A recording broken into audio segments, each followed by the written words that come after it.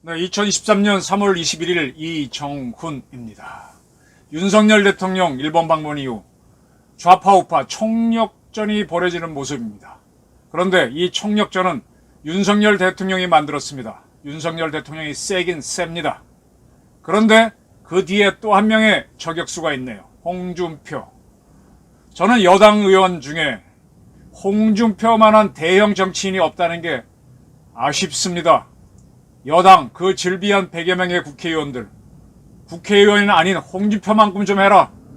그전에는 한동훈 같은 국무위원 하나 더 있었으면 좋겠다라고 했었습니다. 원희룡이 나오고 몇 사람 눈에 보였지만 아직 부족합니다. 우선 양측의 대결부터 보겠습니다.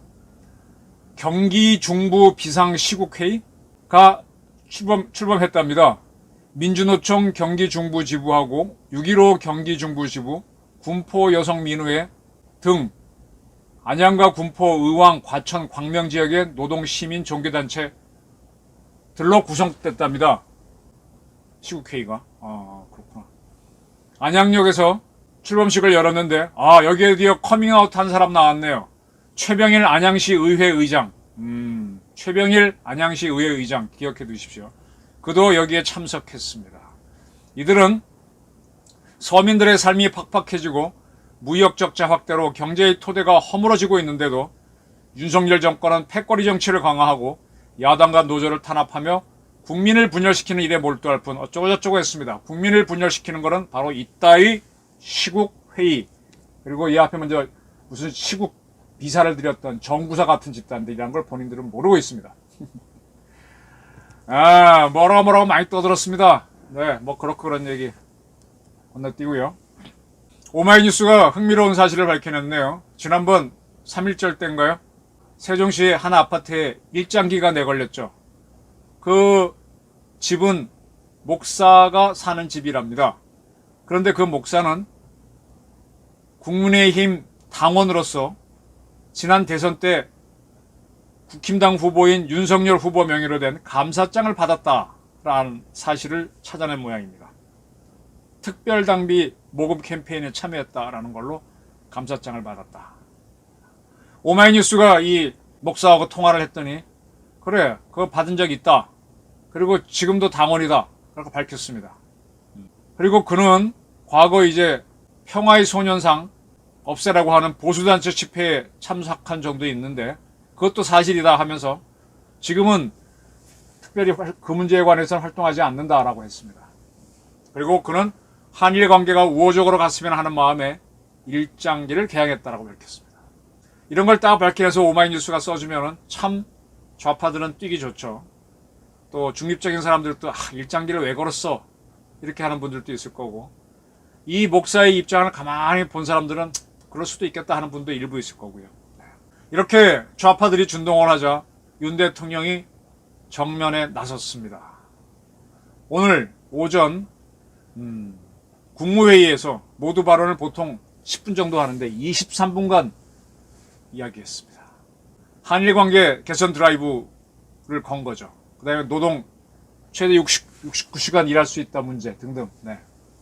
윤 대통령은 65년 박정희 대통령이 한일국교 정상화, 98년 김대중 오부식 공동선언 당시를 회상하면서 굴욕적이고 매국적인 외교라는 극렬한 반대 여론이 들끓었지만 박 대통령은 피해의식과 열등감에 사로잡혀 일본이라면 무조건 겁부터 집어먹는 것이 바로 굴욕적인 자세라고 했다라고 하면서 지금은 그 박정희 대통령 결단 덕분에 삼성, 현대, LG, 포스코 같은 세계적 경쟁력을 가진 기업을 갖지 않게 되느냐. 그리고 김대중 대통령이 일본에 가서 오부찌하고 공동선언을 하면서 한 덕분에 그때 김대중 대통령은 50년도 안 되는 불행한 역사, 이게 우리가 일본에 병합된 역사죠. 그것 때문에 1500년에 걸친 교류와 협력의 역사 전체를 무의미하게 만드는 것은 어리석다라고 DJ는 했다.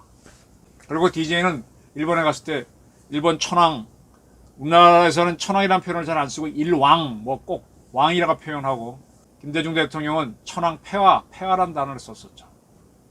참고로 우리나라 대통령에 대해서는 각하, 지금 안 쓰면 각하라 그러는데요. 제가 간단하게 정리해 드릴게요. 황제한테는 폐하, 왕한테는 전하. 폐하는 뭔가 하면 폐자가 옛날 집에 가면 신발 벗어놓고 올라가는 섬돌이 있죠.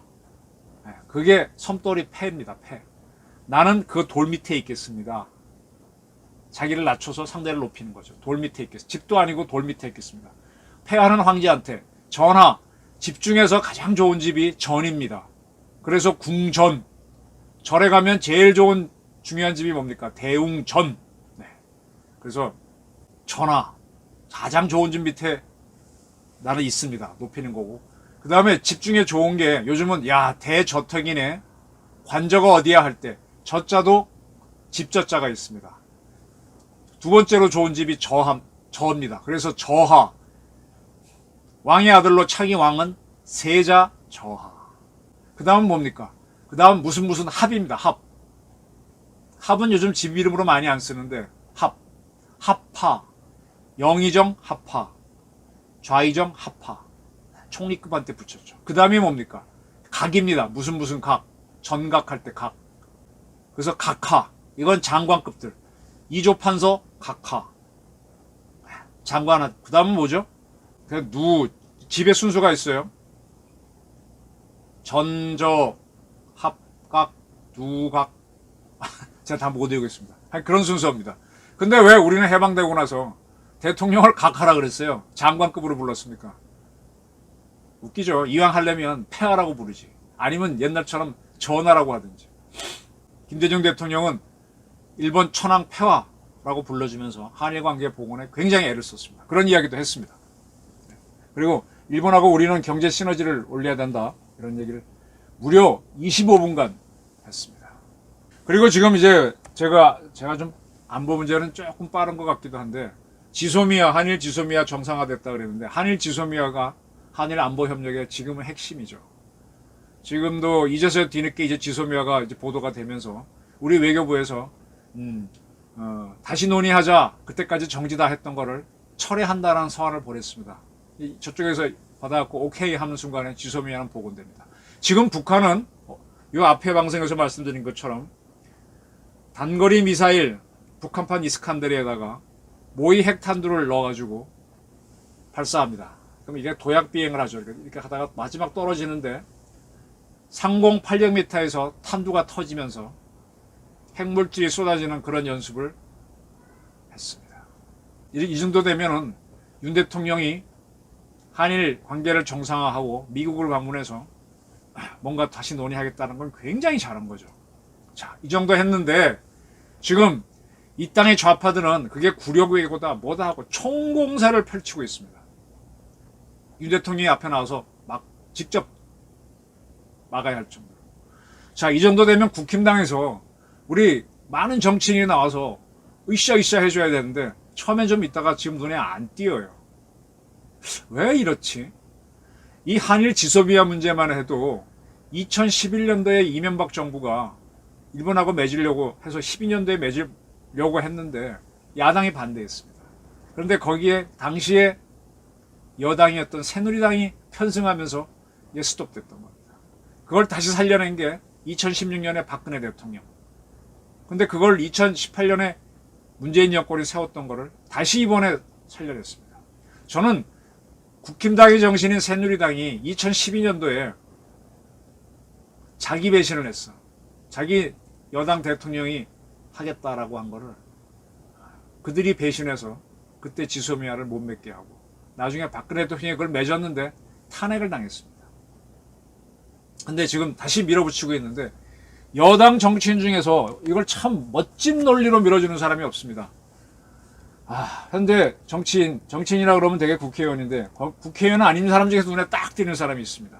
홍준표 대구시장입니다. 그가 이렇게 얘기했습니다. 페이스북에. 야당의 굴종 외교 공세에 정작 우리에게 중요한 것은 굴종 여부가 아니다. 심하단 북핵의 노예 상태를 벗어나기 위해서라면 대통령은 굴종을 넘어선 어떤 굴욕도 감수할 수 있어야 한다. 5천만 국민의 생명과 재산을 보호하기 위해서라면 굴종보다 더한 것도 대통령은 선택할 수 있다. 전 이 말에 굉장히 공감합니다. 한 조직의 리더, 한 집안의 가장이라면 먹고 사는 문제, 생존하는 문제 때문에 모든 굴욕을 다 쓰고 있다고 봅니다. 해야 된다고 봅니다. 자존심이 어디 있습니까? 지금 북한이 우리 머리 상공 800m에서 핵폭탄을 터뜨리겠다는 시험을 했는데 우리가 살기 위해서는 우리 편을 만들어야죠. 이런 얘기를 홍준표 시장이 탁 비유를 5천만 국민의 생명과 재산을 보호하기 위해서라면 굴종보다 더한 것도 대통령을 선택할 수 있다. 이 한마디로 정리합니다. 왜 이렇게 얘기하는 여당 정치인이 없나요? 좀 답답합니다. 핵폭탄이 터지면 서울 시민 절반 이상이 직사하는 상황인데 나라와 국민을 지키기 위해 대통령이 무엇을 못하겠냐? 이 민주당 떨거지들하고 좌파들아. 지금은 한미일 자유주의 동맹을 더욱 공고히 하고 나토식 핵 공유를 미국에 적극적으로 요구해야 될 때. 네, 제가 이겁니다. 제가 미국에 다음 달에 대통령이 가시면 핵 공유 받아오라는 요구를 저도 지금 하고 있습니다. 이 타이밍 놓치면 영원히 우리는 북핵의 노예가 될 수 있다. 참 글을 맛깔스럽게 잘 써요. 그래서 저는 그 전에 정치권에서는 홍준표, 관료 중에서는 한동훈, 좀 제2의 한동훈, 제2의 홍준표 더 나와라 요구를 했었습니다. 그리고 원희룡이 보였고 태영호가 보였는데 더 나와야죠. 대통령도 스타 장관을 요구했었는데 홍준표만한 대형 여당 정치인 없니? 이렇게 총력을 다해서 싸우고 있는데 국힘당, 웰빙 정당 국회의원들 뭐하니? 아직도 재고 있어요. 이 사람들은요, 문재인 씨가 탈핵 정책 했을 때 가만히 있었어요. 득실을 따지고. 나중에 탈핵에 나서는 게 좋다고 하니까, 그때서야 움직였죠. 지소미아도 재고 하다가 반대했습니다. 지금도 재고 있을 겁니다. 윤석열 대통령 힘이 약해서 밀리면은 가만히 있을 겁니다. 국익 생각 안 하는 것 같아요. 홍준표 같은 대형 정치인 여당에 있기를 바랍니다. 더불어 우리 홍준표, 준표형의 파이팅과 건승을 기원하는 바입니다. 경청해 주셔서 감사합니다.